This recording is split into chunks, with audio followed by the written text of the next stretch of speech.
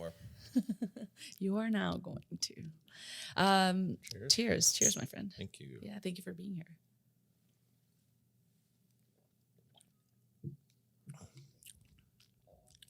That's so good. It is really good. That's my favorite thing. It's like, it's smoky and just flavorful and nice. Is this like, you guys like get this stuff for free? No. Like that should be your goal. Yeah, exactly. Like an it is. endorsement. It is. Yeah. We don't get it for free yet. Years ago, I used to have a beer blog. Like when the craft brewery scene was just blowing up in Vancouver, like before he was born. Probably about a year before he was born. And so I started this blog. So I used to be a web developer. And I just started writing about beers with my whole goal being like, if I have a bunch of posts and I have a bunch of visitors, I can start emailing people and be like, hey, I've got this blog. Will you send me your next special brew or whatever? Oh. And then eventually it started working. People would just email me and be like, hey, stop by the brewery and we got a box for you here. And I was like, nice. And then I just go around to town every week and like pick up my free beers and just review drink them. And write. Yeah. And it wasn't even like a podcast or anything or like a video cast or anything. It was just me writing. So I just go home and have some beers and write about it and write about the brewer and all that stuff. And people would always ask me if I got paid for it. I was like, no, just getting paid in alcohol. Yeah. It works out because it lessens my alcohol budget, you know. Yeah. Yeah, a little bit. Yeah. It also reinforces my alcoholism. Which is not great. Which is kind of like what the whole craft brewery scene depends on. Is like making your addiction into like a hobby. Yeah. Oh, I'm just, just making I'm it just more into nuanced. The scene, Yeah. I'm in the industry. Exactly. Exactly. So we're very happy to have you here. Thank you. I have a few questions first, and I know I'm gonna sound very ignorant, but you have this song from your album that it's and I can't pronounce it. Yeah. It's called Syilx, which Syilx, which is the Nsyilxcən word for family or for relatives. A lot of things don't directly translate, and so the song is called that, and the album is called that. It's funny because I spent like a year sending out press releases and talking to people on the radio and talking to newspapers and blog writers and all that stuff. And every conversation started the same. The same thing. We're like, I'm sorry, I can't say it. I'm not even going to try to say it. And then I kind of like learned from that lesson where like I need to include like a phonetic spelling for it, and B, at least have like in parentheses like what it means in English, and then I just refer to the English word. Yeah. So like now when I talk about the album, I usually just call it family because the family album. Yeah, I mean it's kind of cool. Yeah. It's still like that you're like unapologetically be like, well, this is the name of the album. Yeah, it's funny though because like I realized afterwards that that like by taking on this project where I'm trying to like relearn my language and promote the fact that it's like a dying language that only about 50 people in the world can speak truly fluently. Wow. It made me realize like you're really putting yourself into such a narrow niche because like there's a couple songs on that album that are entirely in Syilx, and I go perform it for people and realize like there's obviously nobody in this building understands what I'm saying. Yeah. But beyond that, even if I take the recording and send it to somebody, there's almost no one that's going to hear it is going to understand what I'm saying. Like if I send it to the elders back home, they'll understand what I'm saying. Yeah. And they'll be like, boy, you're really screwing up those pronunciations. Like I'm doing the best I can. It's a really difficult language. I've had a few people tell me, they're like, you got to work on those pronunciations a little bit. Like it's difficult. And even singing it is even more difficult because there's a lot of sounds like sounds or like sounds that are not necessarily in English. You can't really put into a melody. Like, yeah. There's a kind of a loopy L with a wave through it, which like basically sounds like putting your tongue at the top of your palate and then blowing air through it like that. Oh. And like put that into a note. You're like, because I write the melody and I'm like, you can't really sing that or whistle that, right? And it almost sounds like a lisp in a way. And I've noticed the more I try to learn it, the more it kind of changes the way I talk a little bit. Where I'm starting to shush my S's a little more. Yeah. Like this guy's messing around over here. Like your tongue gets lazy. I feel like we've got Finn off camera, people. For anyone that can't see yeah. what I'm seeing, my son is over there. Yeah. I write a lot of songs about him. Well, there's a lot of songs on the new album that are about him and on the old album because he's the central part of my life. Would you consider Finn being like, like a total inspiration for your songwriting? Has it changed before and now how you wrote music? Definitely a lot. I feel like everything. There's an added layer of importance. Like there were central events where my son was born, my grandmother died, and my ex-wife left me. And those three kind of central events are kind of everything that led to the writing of the first album and the writing of the new album that I'm releasing now, that I'm going to release in July of 2024, but that I just released the first single of 2 weeks ago. And the three of those events kind of were like catalytic. Yeah, where you start thinking about different kind of things. I started thinking a lot about more about family and about heritage, because I'd been living here for 20 years, far away from my community. And then you have a son who is a member of the Osage Indian band, because I'm a member of the Osage Indian band. But you're raising him off reserve, like really far off reserve, like a 5-hour drive from here. So he never gets to have the environment, the reservation experience. Like he's not a res boy per se, or he doesn't know what it's like to grow up on a res or grow up around his people or around his culture. So for all intensive purposes, other than being around me every day, he's very much having a East Vancouver upbringing, right? Yeah. So which is kind of like a white guy settler way of life. Different, yeah. He's getting the whole hipster experience basically. Yeah. But he doesn't necessarily understand. And we used to worry about this a lot, about like, is he going to understand what it means to be OIB, what it means to be a member of the Osage Indian band? And for a while, I was taken back as often as I could. And then, life got a little harder. I got in some trouble with the law. And lost my license. Yeah. Oh, he knows all about it. He won't let me go about it. It'll be like, because it was a big adjustment for us. I lost my car. I crashed my car, and then I lost my license the second time I crashed the second car, and we had to adjust to becoming bus people, becoming transit people. Yeah. And for the first year, he would always be like, "So, be really nice if we could, drive there." I'd be like, well, he's like, when do you think you're going to have your license back? And I'd be like, it's probably going to be a while, buddy. I think we got to get used to this SkyTrain. This routine and this, yeah. Even today, enjoy we took the the ride. SkyTrain here, and we're like, how long is it going to take? And I'm like, well, it's not the luxury we used to be living in, right? Even right now, he's giving me the eyes. Yeah, I could see him. I could see him just be like, exactly. Yeah. Like, sorry, Finn. That's part of it. Yeah, I crashed in a couple horses, which is like the most fucking res thing you can do.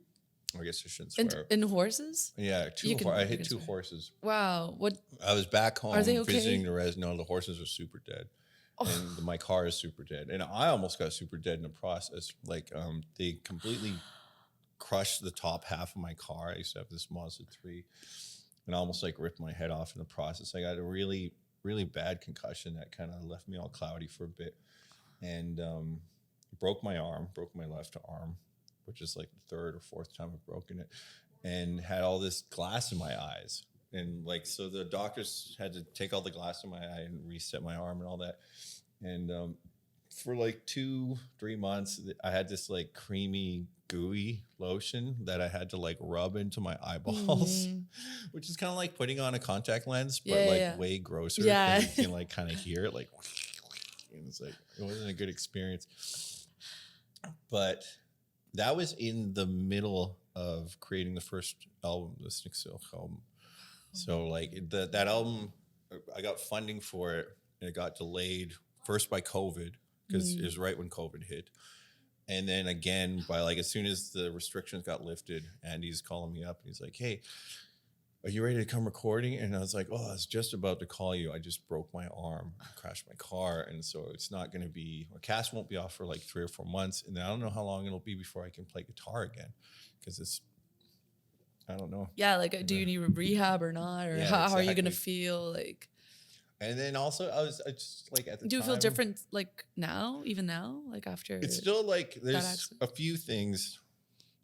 It still hurts to play guitar, and the problem is you get caught in this loop where like it healed and then it didn't heal properly, and the doctor told me, he's like, "We need to re-break it," and I was like, "That's gonna suck."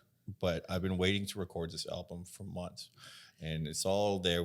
Andy and I had already done all the pre-production on it. Like, I'd gone to the studio and we worked out all the songs, worked out everything, and kind of tweaked them a bit and changed the keys and stuff like that. And so everything was ready to go. And so I told the doctor, I'm like, "I'm gonna go in the studio. It's gonna take a couple months. I'm gonna record this album, and then when the album's done, then I'll give you permission to re-break my arm," which I'm not looking forward to, but you know, it's got to be done. But then all of a sudden, summer comes along and people start calling you for gigs, and there's like festivals and stuff, and you're like, "Well, after this gig, and then after that gig, and then another 2 weeks after that gig," and that just keeps going on for a while, enough to the point where you're like, "You know what? I seem to be living with it. Maybe it's Maybe fine. I'll just keep living with it forever. Yeah, it'll be fine." And for the most part, if I just do some stretching in the morning, it's fine. But once in a while, I'll just go pick up a guitar and it'll just start aching, and I'll be like, it's super cheesy, but it like takes like suffering for your art to like this super literal level.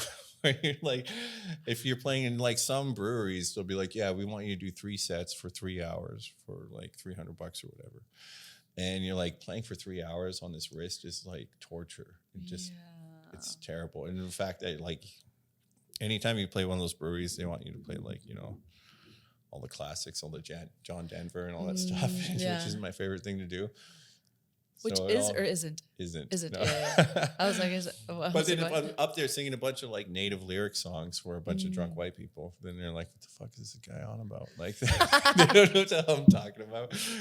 You know, they're just like, "Play Sweet Child of Mine." And I'm like, it doesn't mesh very well, you know. Knock, knock, knocking on heaven's door. Exactly. Exactly. And you're the like, funny what? thing is, so like a lot of it is tip based, where like the venue will play you, and I do a lot of busking too.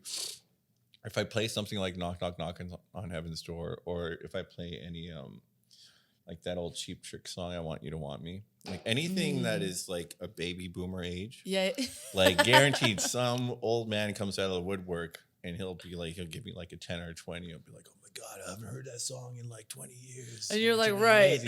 Sure. Probably heard it on the car on the way here, but, but you're like, I was just not doing great until I had to play this because I knew you were going to come in. And then I play like 3 or 4 originals, and people are just like, "Oh my God, this guy." I never, I don't know. People like to hear what they've heard before, I guess. Not A, no one's heard this language, and B, no one's heard my song. Even if they have heard the language, they haven't heard me. I mean, then I guess. And C, I don't sound that good anyway. Like, pretty terrible singer. I don't believe you. I've heard your songs. I feel like, I mean, in general, I guess people are melancholic. Yeah. So if it's something if I can that they get myself a heard, good sad room. That's like, seriously, like if I play like, there's certain like venues where you're like, if I look around, I'm like, "Oh yeah, everyone's like sad drinking here," like a trauma bar or something. Yeah. Like, these guys are gonna fucking eat this up. They're gonna love it. Yeah. If everyone's in too good of a mood, I know I'm in trouble. I gotta break out like to John Denver or something. But I mean, people will just probably move towards something that's familiar, not because it's necessarily good. It's just it's familiar, and people are melancholic, and they're like nostalgic, right? People, it reminds them of their young days. Yeah, but I mean, I guess you're being really like harsh on yourself because like Yeah, it's kind of like my whole MO. your own, yeah, it's kind of my thing. It's my thing. Yeah, exactly. After you like went through, like you're still in pain with your. Yeah. I mean, for some like, reason, this angle seems to work all the time. Yeah. This is when you turn it a little further. Yeah. Like, it's a good thing I don't hold my glass like this. Throwing the beer is what's like Exactly. what's harmful. If I keep it, close, then it's fine. If the beer is full, it's good. As soon as the beer gets empty, it's like trouble. Exactly. You just need a refill. Boy.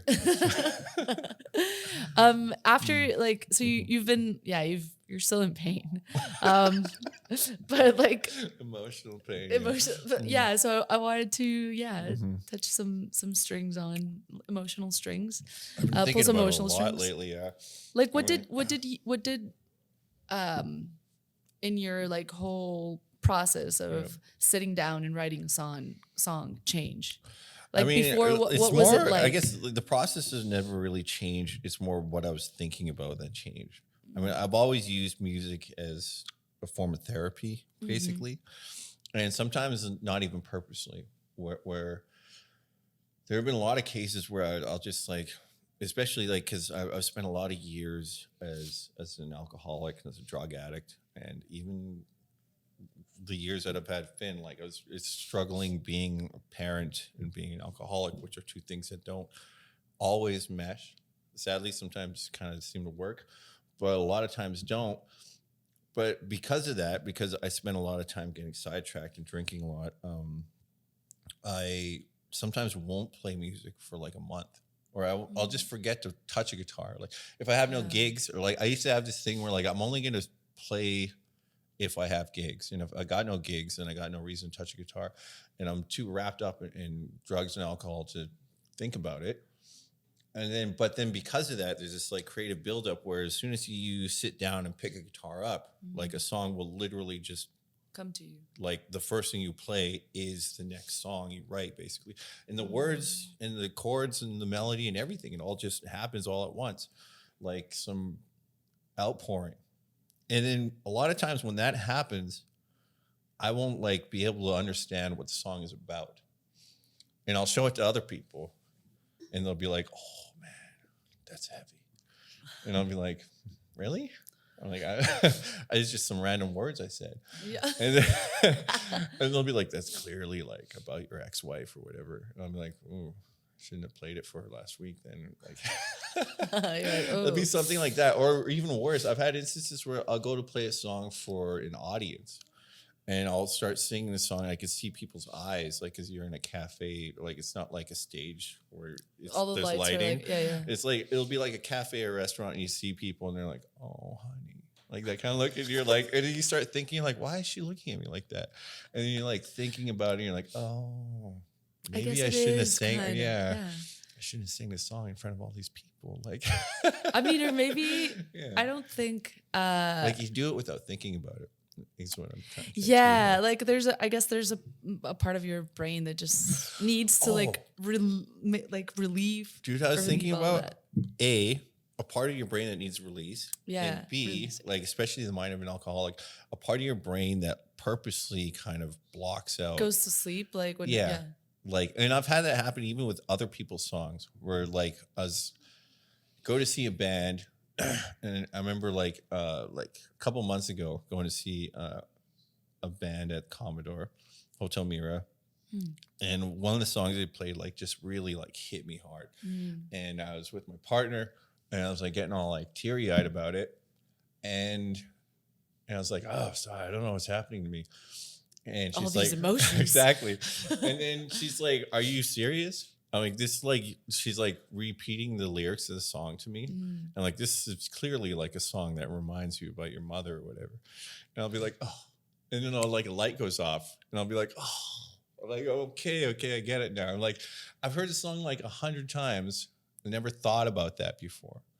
And then someone just says it and it's like, oh, you just kind of like, lifted the curtain that like my subconscious had purposely put down almost to like protect myself or like. Yeah, because that's pretty much. Have you ever like had those moments, or have you ever heard, like when you go to sleep, you have a dream, and you wake up, and you're like, I've never seen those people that were in my dream. I've heard of people saying that. You know, like I've. And so the theory is Yeah. that it's people that you've seen throughout your day, like walking around and just seeing them, and your subconscious, like your brain Remembers still them. records it. I've heard people say like your brain can't come up with the face. It's just faces that you don't remember, that maybe you saw them on a bus. That they was weren't recorded. significant Yes. enough, but your brain is like, okay, we're going to take these little faces from Starbucks in your bar and your bus, and we'll just paste them onto these. Exactly. Back. That makes a lot of sense. Yeah. But that's like your brain trying to be, I guess, like efficient.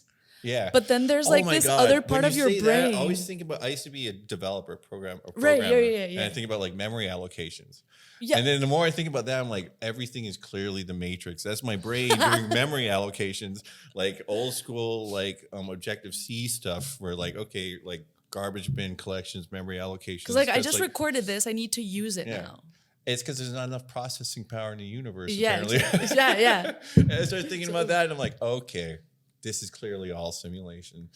But so like what happens when it's like a recording of your, of your brain that's tied to emotions that you purposely through your conscious moments, through your conscious days, are like trying to like repress. Some kind of so like they have mechanism, to, so that it has to come out one way or another, whether it is because you heard a song or because you're writing a song. So it's also what people you're blowing my mind. I'm not an expert. I'm definitely not an expert. I'm just saying, like, it's like things that might like kind of make sense to me. So if you think about it, like when you're playing a song and wherever, I guess there's a part of you, like this criticism towards yourself that is really harsh on yourself, and you're like, oh, I shouldn't have played that. But I mean, that person who's reacting to your song in a particular way is probably also just like a projection of their subconscious. Like they're trying to feel like, oh, like this song is so sad, and you're like, well, I was actually kind of happy when I played this. Like maybe it's just you, or maybe it is. Maybe it is something that you connected with, and that's the thing about music. Like you connect with other people because emotions are, universal. Universal, yeah. Yeah. To some degree, experiences are universal. I mean, like everybody has daddy issues or mommy issues, or like my girlfriend told me the other day, I'm a mummy's boy with daddy issues. So you're Oedipus and Electra in one person, which is also true to everyone. Everyone is Oedipus and everyone is Electra. It's funny, like talking about the subconscious and being an expert, being a PhD over here. Yeah, I've been having a lot of dreams lately where I'm like deeply disappointed with my subconscious. Where like I wake up and I think, boy, that was just, you're like, really? That was not good enough. Like that was not even fun. Well, it'd be like I had this dream where me and Finn, like in my dream, I had signed Finn up for a music summer camp where he goes to a summer camp and learns how to play music. And the dream was me and him getting up in the morning and we're like, hey, we're going off to this place where you're going to learn how to play piano and guitar and all that stuff. We're both psyched on it. And we get there in the dream, and as soon as we get there, the door closes behind us and locks. And we're like, what's going on? This camp guy comes out of nowhere and he says, you're not allowed to leave until you play these songs. And then we're like, oh, well, that's what we came here to do anyway. So let's just still have fun with it. Why so strict? Exactly. Yeah. But then as soon as we started playing in them, because we had to, it started becoming unbearable and miserable. And then we were like, it was torturous because it wasn't by our own will anymore. Yeah. And then I woke up and then I was like, oh my God, it's so lazy. It's like the writer's strike has affected my subconscious.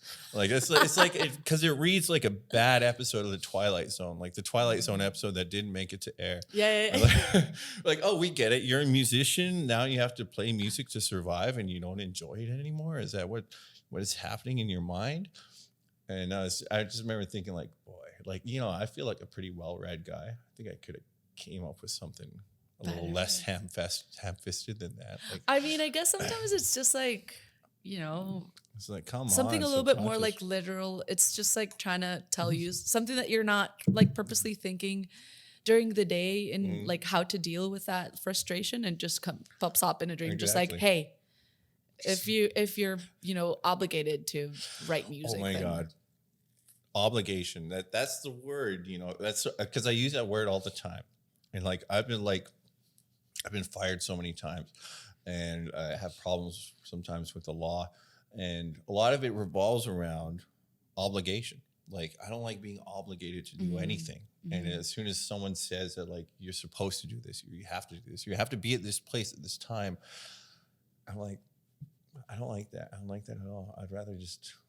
Do you think that's part of like, like the like First Nation spirit? Like, I think it might be. I honestly, I always try not to bring that into it, because then it always like sounds a little racist, like one of those like self-hating Native guys. But I honestly feel like because literally like there's this case. I went back to school at Native Education College for criminology. Nice. And we're talking about V versus dry bones, and it was the first case where they started to realize part of the Indian Act was racist, because he got arrested for getting drunk in a bar in town. And at the time, this was 1961, I think, or 1969. It was Summer of Love, same year as Summer of Love. So long ago. And it was illegal for a Native person to be drunk off of the reservation. So if you're ever found drunk in town or anywhere that wasn't your reservation, then you would get arrested, spend a night in county jail, and then get sent back home. And this case was the first time that they realized that it's discriminatory to have that in Canadian legislation. Yeah, it's like, what do you mean? Like, all of this is my land. Yeah, I can be drunk wherever I want. Exactly. Like, you can't be drunk wherever you want. I can. Oh man. I was a human rights lawyer in Mexico, and oh my God. So I had a case that I jumped in late, but it was a case for I feel like Paco's gonna know that he knows the story. So he's looking at his nails like he knows. He's like, oh, she's not gonna get it. Yeah. He knows the story. But so this is an indigenous community that is also like very similar to your story. So they are like. So you go like this. You're like very similar. They're just very similar. Yeah. So they are the people of Mezcala. Mezcala is a town, an indigenous reserve in Jalisco. And they, now there's just like, I think it's like 50 people that recognize themselves as people from Mezcala. And they had a language. Or I think it wasn't. I think it's a tongue, because I think it's a derivative of Nahuatl. I honestly, like a local dialect. Yeah. So this is basically almost like extinct. There's only like a few words, like registered. And I remember like within this case, we had to have some people who studied, sociology and law and blah, blah, blah, and human rights lawyers that blah, and they had to interview people just to like kind of make the case to the Supreme Court of Mexico that this is an indigenous, because it's like, it's really hard for people who are not indigenous of the land to recognize them as indigenous of their land. Well, it's kind of like admitting defeat, right? You're like, So it's what do you mean? My father was born here on this land. You're like, yeah, but there's people before. Yeah. Like it was just your dad, and no one invited him. It's like people that say like, I'm like third generation Canadian. Like, what about before Canada? Yeah. Like it wasn't Canada. Exactly. It wasn't. Yeah. Like Canada's a new thing. So it's the same. Yeah. It really is. Like people laugh when you say that, but like what is it, 150 years we had a couple of years ago? It's a new thing. I mean, I guess in the history of the world, it's like an infant. Yeah, it's 3 generations, maybe. That's gonna get some hate. Yeah, puts this online. People are like, what are you saying about Canada? Oh, Canada, blah blah blah. Yeah. I mean, it's just look it up. Yeah. Just look it up. You can I mean, you're Wikipedia supposed it. to be taught this in high school. Exactly. School, You yeah. can Wikipedia it. So in this case, like, I remember having conversation afterwards with a lawyer and sociologist that was like interviewing these people, and he was mentioning how the people who were from Mezcala but were not necessarily, they didn't recognize themselves as like they were helping the invader or Oh you my know, God. because it's a whole thing also. It's like they're like That's always co-opted and happens. like Like of I was course. just reading a book about That's what Okanagan mining people. companies do. That's what, I totally, yes, I understand to a certain extent because I'm not from Mezcala or I'm not, you know, First Nations. I'm like, but I understand. It's funny that like I was literally just reading about a similar story about with Okanagan people like last week, but how that's like, I guess it happens all around the world. Yeah. Where they needed us as guides basically, and we all had a great relationship, and there's like all For the these, first, there's all you these know, documented like, letters from families and homesteads and stuff that were like, yes, we're close exchanging with this, information, exactly, like, and we're close with this indigenous family, always come by and help people, someone people behind was find just the like- mines and all that stuff. But the thing in the Okanagan, at least, that changed everything was railroads and roads. As soon as there was another mode of transportation where you didn't need a guide, where the elements weren't going to kill you, yeah, where there wasn't some native guy being like, we should go help him or he's going to die. As soon as there's like a streamlined railroad to get where you want to go, then we're like, we actually should make some reservations for these people, get them out of the way and make those reservations. and tell them, look, away I'm from- gonna go, Exactly. to where they, which is just ridiculous. Yeah. In this case, I think the invader was like, or I don't think I know, the invader was maybe I don't think I know. I was and then gonna- she doesn't know. no. Then I'm like, I'm not. I don't think it's fine. Right. You can read the case. I'm not gonna give Everyone like at particular home, details. Read the case files. It's in Spain. It's in Spanish, but Oh. yeah, you can read the case because it's a whole, you know, like you can ask for it to the Supreme Court and they're gonna give out the information. Yeah. So yeah, I was just thinking like I can't give some details, but I can give the ones that are public. Oh, That's why I was I like, see. oh wait. Yeah. I wouldn't be a good lawyer if I start, you know, spoiling myself. I But gotta say, case files are like the worst thing I've ever read in terms of boredom. yeah, that was my day to day. It's funny. It's I like weird it. though. It always starts really boring for like 10, 15, 20 pages. And Yeah. then there's a part about 30 pages in where it starts getting juicy. And Yeah. because And then by the especially end- things that go to Supreme Court, Yeah. because it always starts with who's wrong. And you're like, blah, blah, blah, obvious. And then you start seeing like the appeal and the turnaround. And you're like, oh, this is where it's getting good. But it takes a lot of boring reading first. And no, I don't even know why why I decided to study any of that. I honestly, I feel like It's it, like it answers some questions to like probably like your general feelings because like Actually, I guess so, there's you know, like like, this I've always been- transgenerational, you know, feelings of like why would I like I guess that's the rebellious part in you, Yeah. which is not to justify it but like to explain why it's Intergenerational trauma, which is funny because that's a phrase I've only really heard in the last 10 years. Or like when I was growing up on a res, like there was never any like words to explain why everyone was so angry all the time, or why all the kids were so rebellious, or why we're always getting into so much trouble. And all that trouble kind of followed me into adulthood. And now I'm like telling my son to be good while I'm like constantly not being good, which Yeah. is hypocritical and maybe a little too hopeful. which is also like what all parents do, I guess. Yeah. Because they want the best for, you know, so they're trying to And like it's incremental improvement. I mean, like all the families from Osceola Indian Band who went to St. Eugene's residential school. And that wasn't that long ago. I mean, that was like a generation ago. And so like I'm really lucky to basically be the first generation to not have to go to that school. And you look at like the difference between my dad and his dad and me and Finn sitting right there on the couch playing a Nintendo Switch and just having the time of his life.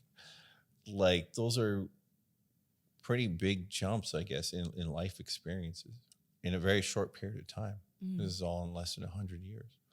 So, which is probably what maybe like each of your ancestors would probably say, you know.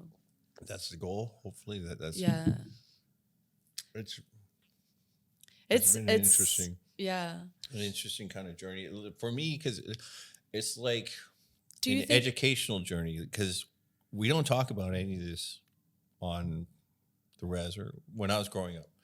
And understandably so, because like if you have someone that went to residential school, they're not going to want to talk about it. Nobody wants to talk about their trauma. Yeah. And a lot of things that I've learned through readings, through books, are things that are like directly about my dad and his grandfather and like the last two generations of OCC Indian band members. There are things that I had to kind of like dig up and learn on my own. And then that kind of explains a little bit of why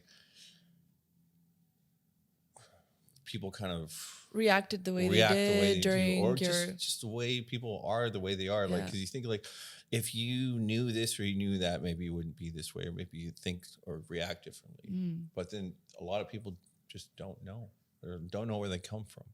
It's been a lifelong journey just trying to figure out where I come from, I guess.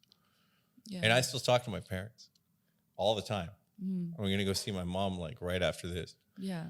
But we don't talk about that shit. Like, we'll talk about like what's for dinner and stuff. Yeah. Or it'll be like, you know, can you buy my son a toy or something? Yeah. Those are heavy topics, I guess. And also it's like to speak of that with your kid, no matter what age he or her is. The funny thing is, it's like it's kind of always around me, so he's learning through overhearing. Yeah, as all kids do. But like when as we all did when we were kids as well. Me to him, like he's literally like glued to my side, because like especially the last couple of years where like I've really entered like the true single parent kind of life where his mom isn't around very much. He can hear me, but it's just a reality. And so like he's always overhearing what is happening. I think back, like my whole childhood was so unsupervised. It's like my parents were never around. And like I have to be around for like 24 hours a day, every day. Like my mom and my dad were never around, but I had a whole bunch of brothers and sisters. And it was just like siblings raising each other. Like little child gangs, basically, just wandering around and looking out for each other and just making sure, because like everybody has the accountability of like, if my little brother dies, then I'm in huge trouble. So like, and that goes down the chain. Exactly. Like I got to make sure this guy doesn't die. This guy's got to make sure this guy doesn't die. This guy's got to make sure that guy choke doesn't on a toy or whatever. Exactly. Or chocolate or. And then you're kind of stuck together, right? Did you write songs when you were younger, during your childhood? I started playing music when I was 14. 14, 13. Around the same time I started drinking, funnily enough. But puberty. Yeah. Well, all puberty, the hormones. All the terrible all the hormones things, are like, and you're trying to process all music, the puberty, alcohol, hormones, like, everything. Yeah. And we grew up like my brothers always listened to like metal, and then I had friends, white music, friends that would listen to like punk rock. So like I used to be in a punk metal band called Alpha Black, and we were always like those kind of people, like those kind of like angry teenagers. And this was around the time that new metal was like a big thing. So, but some of your songs now have like this kind of like happy punk, like punk, but like happy punk kind of like everything's kind of like. Which I guess it's like part of me where I've like tried to get as far from that as I can, and also part of it is just being old. I'm pushing 40 now. I'm 39 years old, which like blows my mind. That's not old. Oh my god. No. Yeah. Look how handsome he is, though. It's the skincare routine, right? Yeah. I was like, you're not old. I'll be 37 this year. It's So funny. you're Some just people 2 say, years like, older than me. It's like, a lot of people say, like, oh, like my kids keep me young. Like he keeps me young because he keeps you running around and Yeah, all that. and you're I'm like, no, my kid is aging me terribly. Yeah. Like, I was just looking at pictures of me on Instagram from you're like, have 2-3 you years seen yourself ago. in the mirror? Yeah. Have you really? Well, I was just Does like your kid looking at really these, keep I'm you like young? these like kind of even early like 1-2-year-old Finn pics, and like I'm like, damn, I'm looking good over there. And then I look at me now, and I got all these like lines everywhere, and but, like Just drink they're more very water. specific though. Like I got the anger lines, Yeah. like those Or kinda, the confused one. yeah, anger It's just or like- bewildered. You're like, Yeah, like "Mm." what? You're like, what is he doing right Yeah. now? Should I stop going on the edge of that? I've always been of the precipice? philosophy. I'm Yeah. like, just let him figure this out. Yeah. Or, especially, I used to like when he was really young. If My not, mom he'll used to never make learn. fun of me all this time. I used to always just say life lessons, and she'd be like, "How could you just watch? I'd just watch him fall on his face and I'd say life lessons, life lessons. That's all it is." But that came back to me after a bit, where like I'd do something dumb and I'd fall on my face, and then Finn would be like, "Life lessons," and I'm like, "Oh, you little shit." Yeah.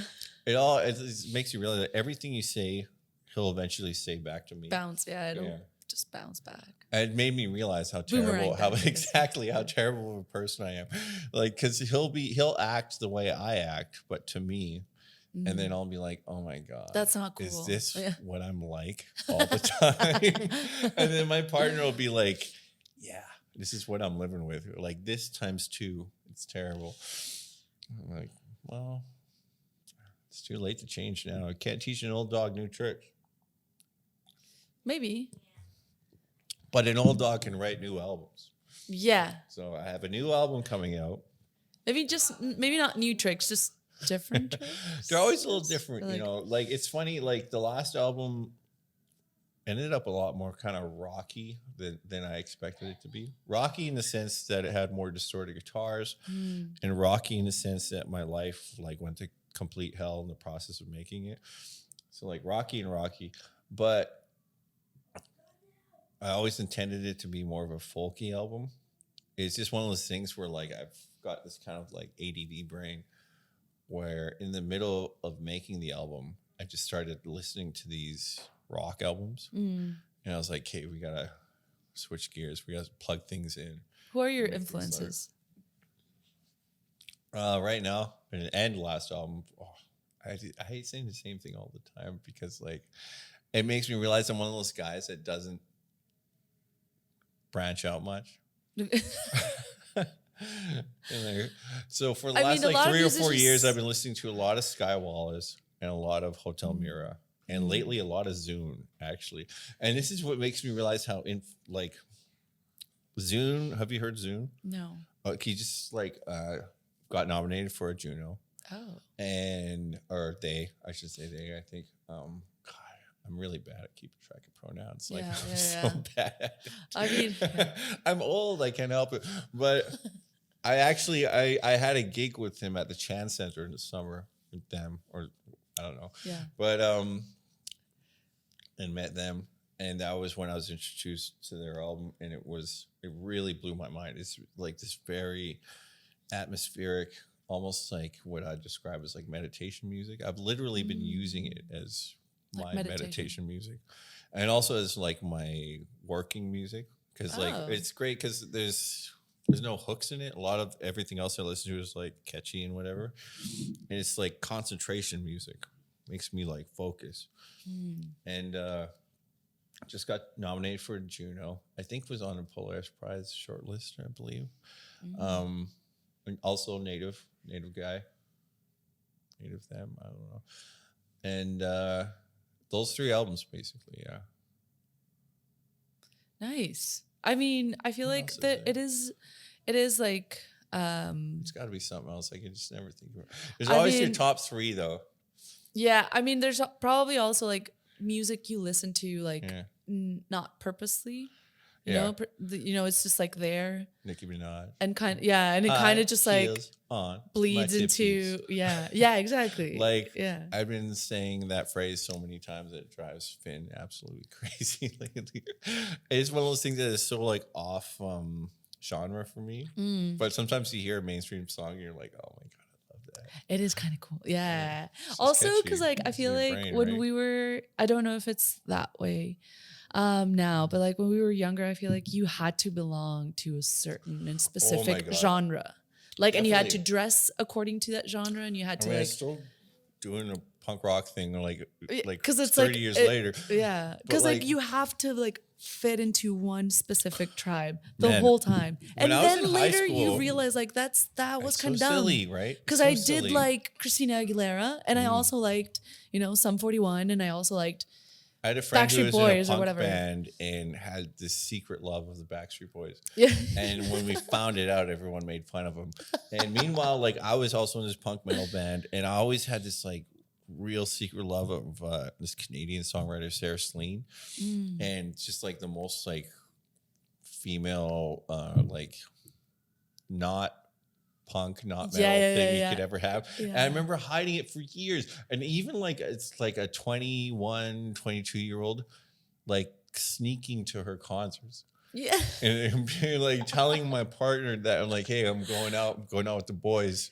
Yeah. And then going to this like and just Orpheum show of Sarah Slean, and just being like, oh my God, I love this song. And just thinking like how silly that was. And now I can be like, yeah, I like Sarah Slean. But I still got to say it in that voice. We're like, yeah, fuck. Sarah Slean's fucking cool. Yeah, your voice goes lower. Yeah, because I'm fucking mad. You put your like angry face. Yeah. So what? You gotta put the lip out, right? Yeah. What you gonna do?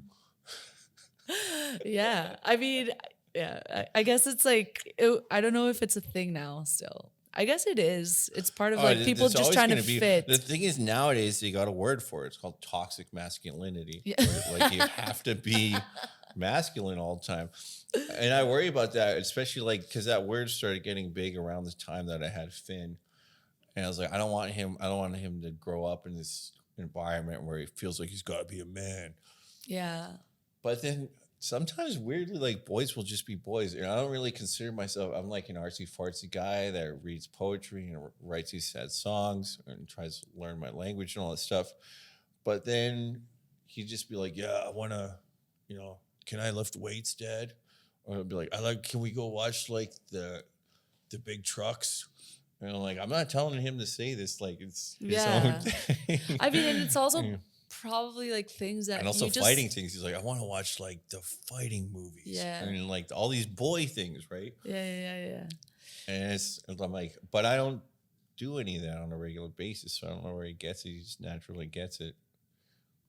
I mean, I guess it's, I don't know. I don't know. I'm not the psychologist. Or if I were to have a PhD, I would say that it could be a reflection of like the rest of the environment in the world. Maybe like what's lacking, maybe because I went the other direction too much. And then he's like, well, there's got to be some I need to fill in this right? Gap. Yeah. Exactly. Yeah. Just like to like level the, I don't know, just level the hormones and feelings and like thoughts. Part of my toxic masculinity was gonna say, you mean all the pussy energy in the room? Yeah, that's it. That like my that dad's would be kind of a pussy. I gotta sit here with the So- kettlebell doing work. My son is working out with the kettlebell as we're doing this interview. Yeah, you oof. No, Just careful with your toes. Nice. Yeah, good form. You're gypsies. Yeah.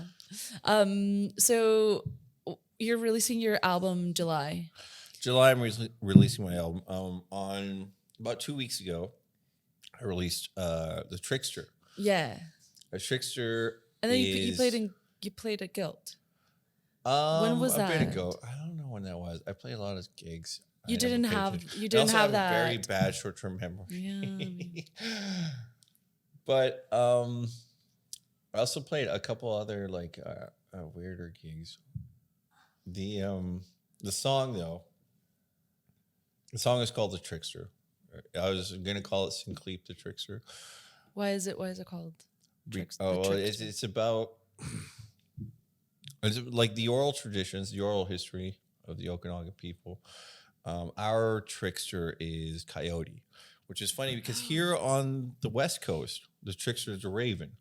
And you look at these sculptures like Bill Reed sculptures at the Museum of Anthropology, and there's all these very nice stoic sculptures of the raven, who is their trickster. And there's wonderful books by Edith Robinson called Trickster, Son of the Trickster, all this stuff. But the trickster I grew up with is Coyote. And our word for coyote is Syilx. So I grew up with these Syilx stories.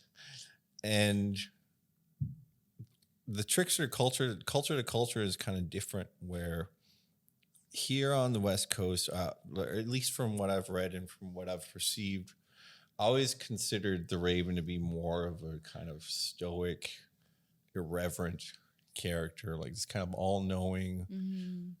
He like tricks people into this and that, but he seems like a respectable fellow in a way. Yeah. Like, whereas the Okanagan stories that I grew up with are more of a kind of Wile E. Coyote, kind of like troublemaker. And like, well, it's this very self-centered, very selfish, very full of himself character who is out for himself and wants to get a leg ahead just for his own self-righteousness, because he thinks he's shit and he's awesome. Mm-hmm. And in the process, he usually makes a couple mistakes, and then us kids who hear these stories learn from his mistakes. The whole point is we learn not to be like the Syilx.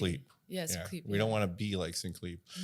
And I found it so relatable because as I was growing up, I was surrounded by all these male figures who were flawed characters and learning from their mistakes. And now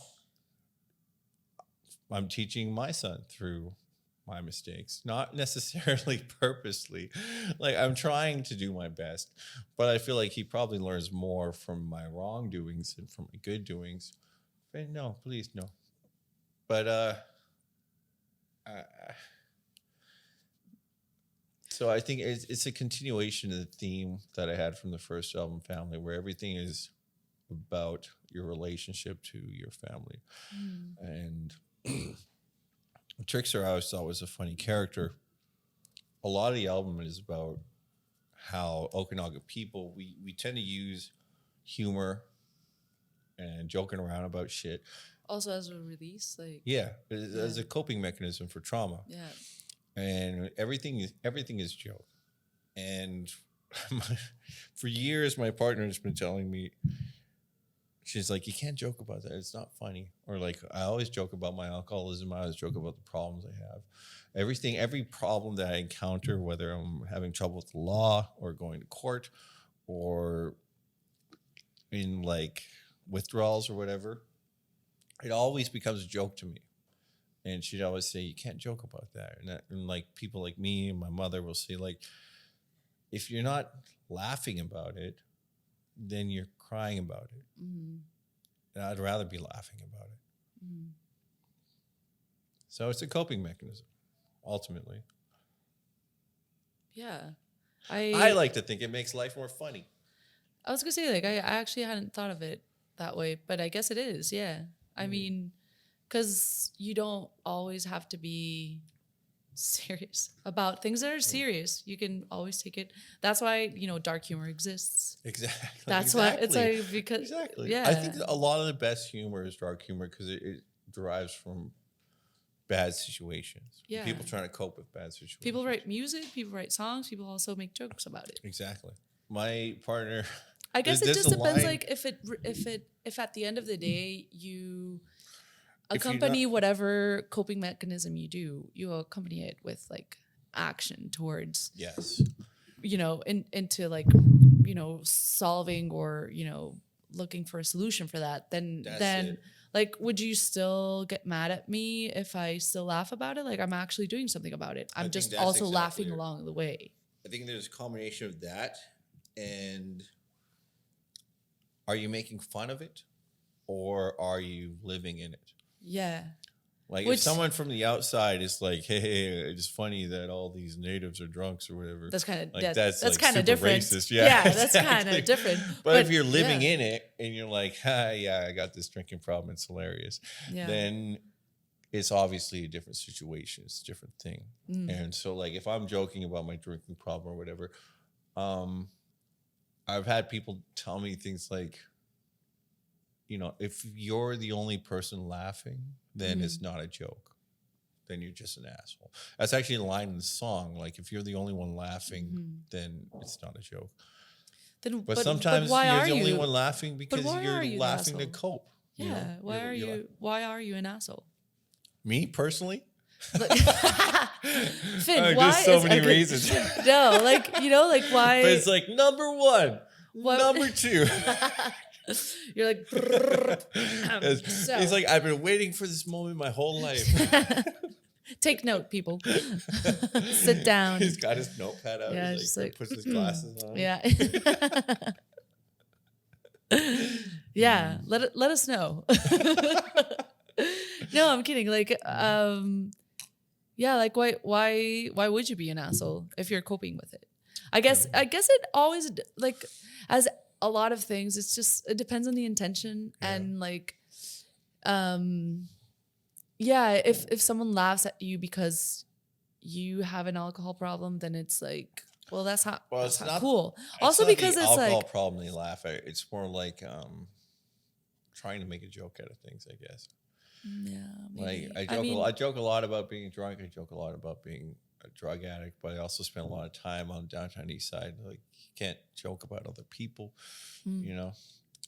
I don't know. It is, I think, ultimately coping. And everything is relative. Like, I guess Dave Chappelle would be like, no, I can joke about whatever the fuck I want. Like, it's all about your relatives. Yeah, also. Yeah, that's true. Yeah, I don't know if he would be him if he weren't black. Exactly. You know, like, because like if he were a white guy making those jokes, I don't know if it would. Oh no, 100%. So it's like, so it's a little bit. It's a little bit about like, what you're saying. Like, that's the thing. I'm in a privileged position to write about and joke about like indigenous issues. But if some white guy came along and like wrote my album, it would be like, that's fucking weird. Yeah. Yeah. Yeah, because it would be weird. Did you hurt your back? It finally happened. Yeah. I told you. Well, that's why, yeah, because it's a 35-pound. I like to end things with "I told you so."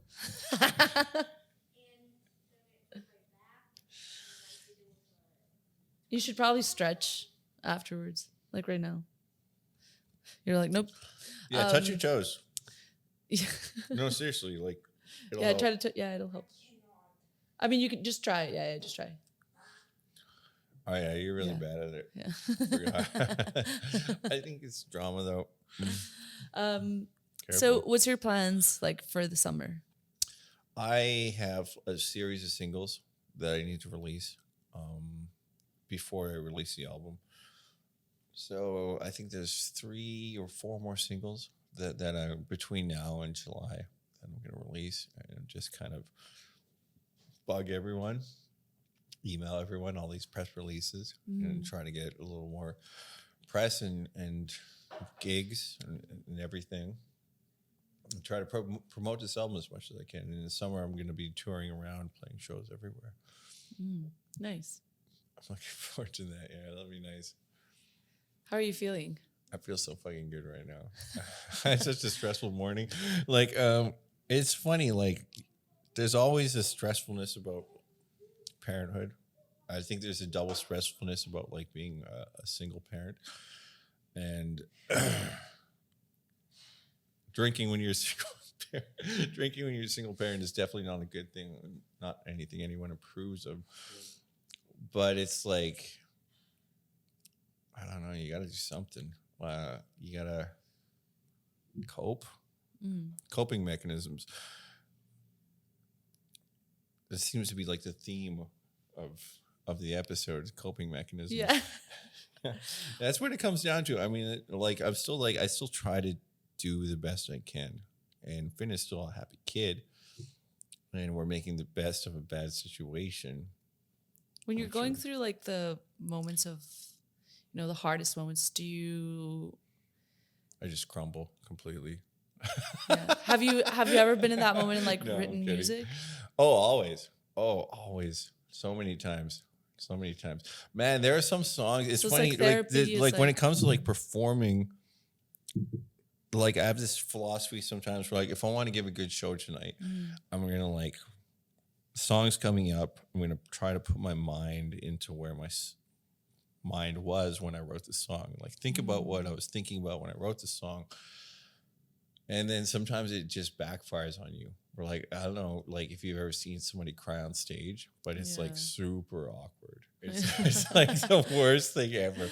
Like see someone like, or trying to hit a note and like crack up and like, it's like, it doesn't sound good at all. So you got to find that balance where you're like, hey, I'm going to try to like, because part of you thinks like, if I put my mind where my mind was when I wrote the song, then it'll feel like a more intimate and honest performance where like then the audience gets to experience what I experienced when I wrote it. But that can really backfire on you like big time where you just watch a grown man, a 39-year-old man crying on a stage in a small venue. I mean, but like and then it even- becomes too intimate where like people are like, oh my God, I want to go home now.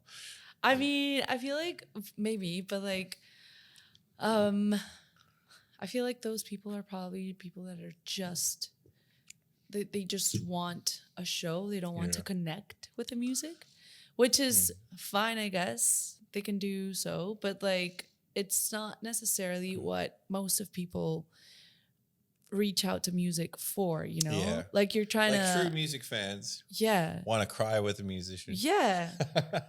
Like honestly, like if you see a musician crack, like crack out of trying to hit a lose note. his mind. Yeah, you're like, oh my God, like I feel like I want to cry too. You're not like, oh, like boo, go home. But that's the thing. It's got to be like controlled to a degree. Like if you hear like a little crack in someone's voice, you're like, oh, he's really feeling it. Yeah. If you see someone like actually start crying, you're like, then you're like, how long is this gonna go for? Like, should I call that like hotline? Like, maybe they can give me tips to like turn it down. Yeah. Oh my God. Yeah, I understand. It. But I mean, I guess it'll give you life lessons. That shit always comes back to me. I'm a quick learner, man. I'm kidding. I'm not a quick learner. Oh man.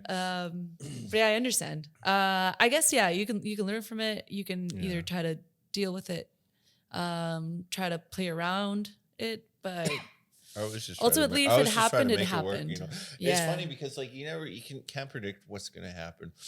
I've had like some what I would think are like the best gigs of my life that were the worst situations of my life.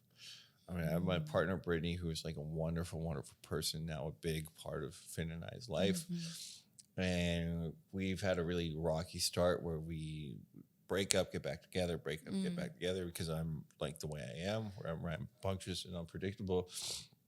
And I've had days where I'm like, I'd call her up and be like, hey, I know we're broken up, but I have a gig in like 2 hours. I have no babysitter and I don't even have a guitar right now. So I need you to come pick me up, go find a guitar, watch my child while I'm playing. Like the whole thing. Like, yeah, exactly. Do everything. And then drive me back home after I'm done playing. You're a superhero. And then we can continue being broken up if you want. And that's a big ask. And then I remember like that day, because I'm like, man, I've been up for 3 days or something. Just, I don't even know if I can do this, if I can play this gig. And it was one of those like streamed shows. And I remember looking at it afterwards and I remember thinking like, holy, I fucking killed it. Like it was so good. And I remember Brittany being like hating me because she's waiting to watch me like fail. She's like, finally, you're going to get what you deserve. And then everyone's like, oh, I love it. And then they're like, I'm just like, I guess it All went right, well. I guess it went well. It was like, I'm never doing this again. But I think it's part of the charm of like. You're here, Brittany. If she was here right now, I would be so happy. She's a wonderful person, Brittany. I love you. I didn't get her anything for Valentine's Day. Oh, Valentine's kind of For like 5 years in a row. For Christmas or anything. I've got like this backlog of unsent gifts, unbought gifts. So because you can just buy one today and just give it to her tomorrow. It doesn't matter. I literally tell myself that every day. It just keeps getting worse and worse. Finn, remind your father. Finn. And then I just come to a place like this and get drunk. Just be there for her. Mm-hmm. That's the thing. We're going to go hang out later. It's going to be fun. Everybody's going to have fun. Be there for her, yeah. So I guess we're gonna wrap up. We're going to wrap it Yeah, up. we're gonna wrap it up. I'm glad we talked about indigenous legal issues. I mean, it's We talked about being a terrible partner and a terrible father, and how it influences in your like music sums up everything. journey, and like a lot of what ends up on the album is actually shit that Brittany says. She told me sounds like sad dad music. And that's what I put as my genre now when I submit to like Spotify. Sad dad. Sad dad music. There's sad dads all over the world. Exactly. There's a lot of people my age who are terrible fathers who need something to listen to. The whole time you've been here, the whole time you've been keeping your eyes on Finn. I can't help it. I don't think obsessed with him. That makes you that just makes you a dad who's trying. And I, from a distance, while drinking. Cheers.